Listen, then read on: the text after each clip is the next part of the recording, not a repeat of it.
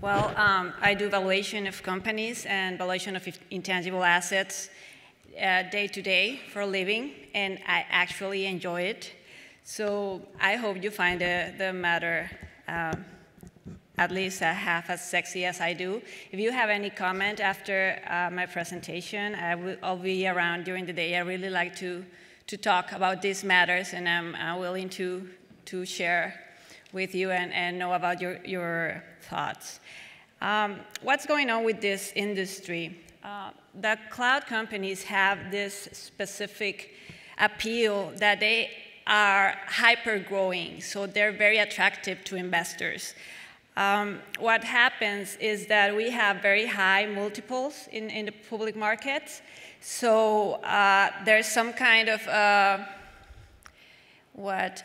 this suspicion that we might be in another tech bubble.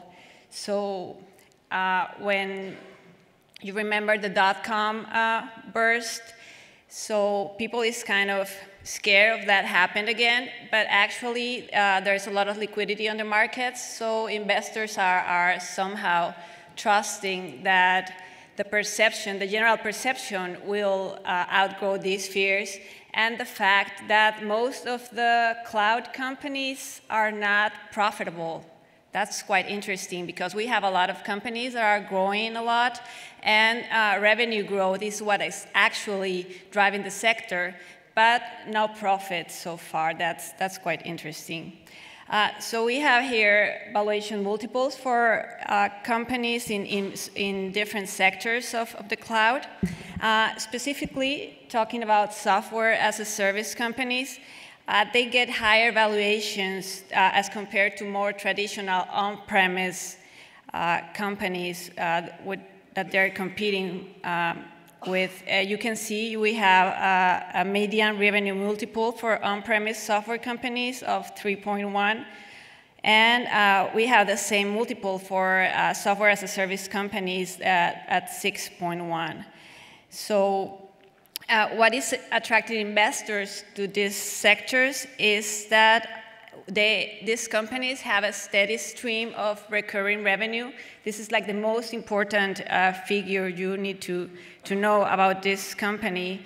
And what is also drawing investors to these companies is that they have a strong growth prospects when you compare to traditional software companies.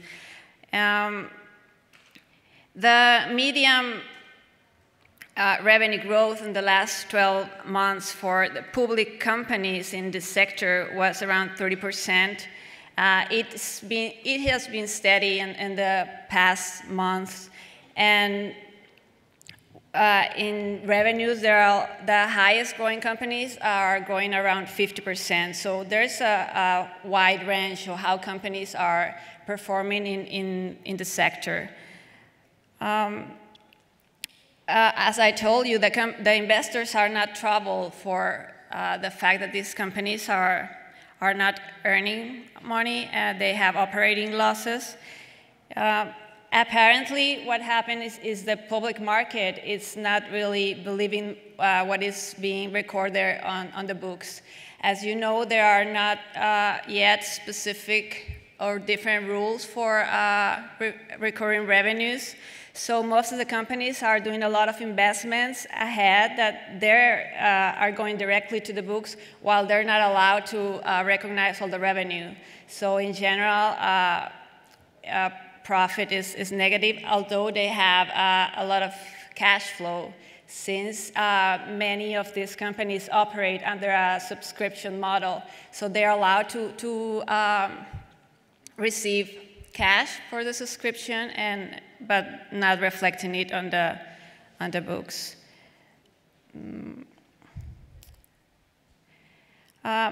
Not all multiples are based on financial performance. While we're used to look at enterprise value against revenues or enterprise value against EBITDA multiples, there's another way to somehow measure the performance of these companies. Maybe you remember that Facebook acquired not long ago in 2010 in 2012, they acquired Instagram, and they paid $1 billion for the company. And 2 years later, Facebook acquired WhatsApp, and they paid $19 billion for that company. So you may think, well, that's a lot of difference, what they paid for the company, but really there is a slight difference when you compare the price paid against the users of those platforms. So Facebook paid almost $30 for each user on Instagram, and almost $42 for each user on WhatsApp. So the difference is not that much, really. And it's quite interesting to compare, 15 years ago, Yahoo acquired GeoCities, and they paid $800 per customer. It's kind of sad to say that that company does not exist anymore. Maybe they overpaid for the users. It didn't return on the investment. But what's interesting is how these investors come to these values, how they decide to pay so much for those companies that are not earning much, and what all that they have is those expectations of growth. We're going to pass to talk a bit about valuation methods and general considerations. And we have three generally accepted methods for valuing almost any asset. We have asset-based methods, when what you really do is just bring to market value all the assets and liabilities on the balance sheet.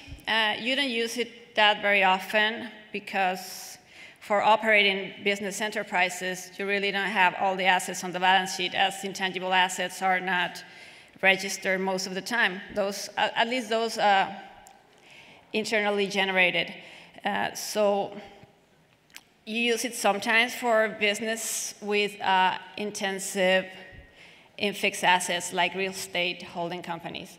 But we have market-based methods that I'm sure you're very familiar with those. Many tax rules and reporting standards advocate the use of market-based methods from where you derive your multiples. So I guess most of you are very familiar with those. You can use multiples for public companies that are trading on the public markets, or you can use multiples derived from transactions. When you're acquiring a whole company, you can estimate multiples to compare against what the company you're valuing. So when you're applying multiples derived from the market-based methods, you're actually believing whatever is implied in that multiple. So you are assuming you're having the growth expectations or the earning margins that the multiple has embedded on it. So it depends a lot on what mix of companies you use to derive the multiples on your expectations. The problem with relying only with the market is in the past few years, the valuations of public companies in this sector have been in such a high that, again, there's increased chatter about a tech bubble. Income-based methods are actually, well, just applying a discounted cash flow. Apparently, we need more subjective inputs for this method, but in reality, we need to disclose more what our expectations are as a difference on the market multiples, where the inputs are already embedded in the multiple. The problem with the income-based method, because every method has its issues or limitations, is that since this market is growing so much and there's a hype about cloud computing, there's this thought that the cloud can do anything. So you tend to make unrealistic or have unrealistic expectations about what the business can actually do, and you tend to be very aggressive on the projections, and that makes, well, complicated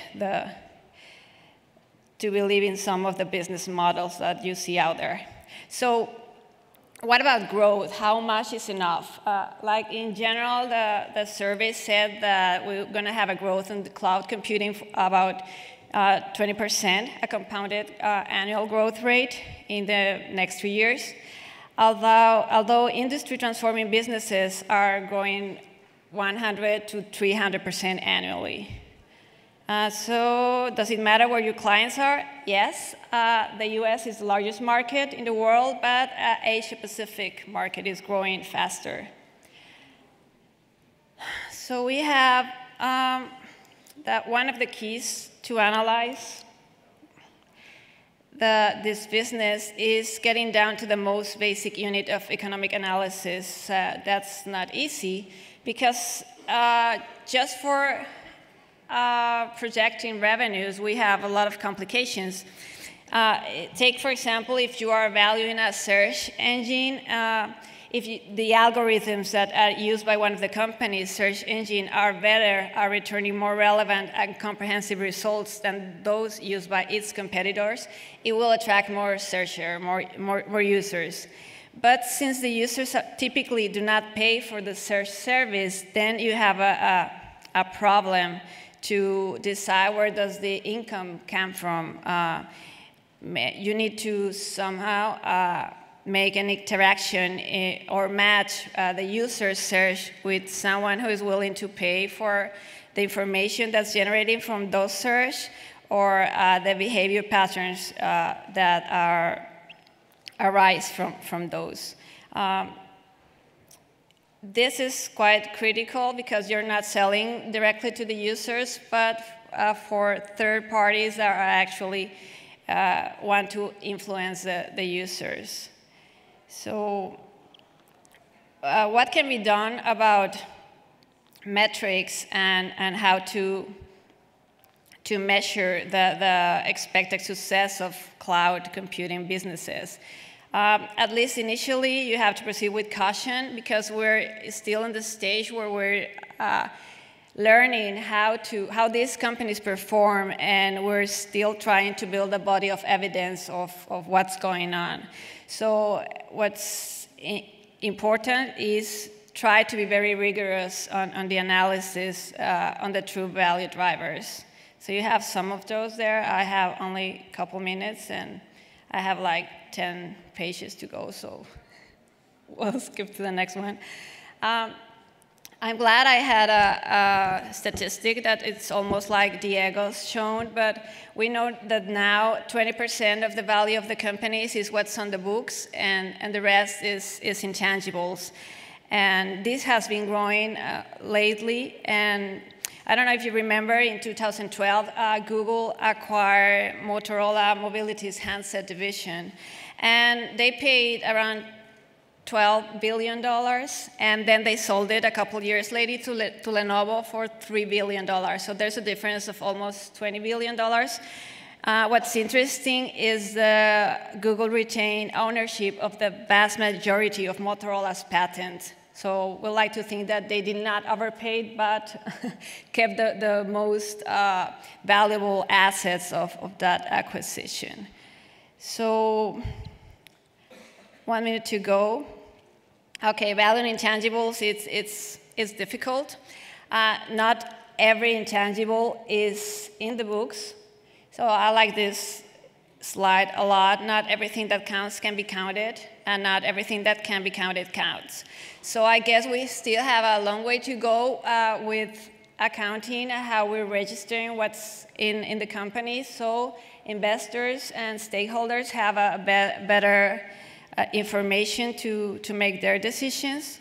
And I think cloud computing, as well as ourselves and our countries, should follow the maximum that it's not where you are, it's where you're going. So expectation is the main driver for these businesses. Thank you.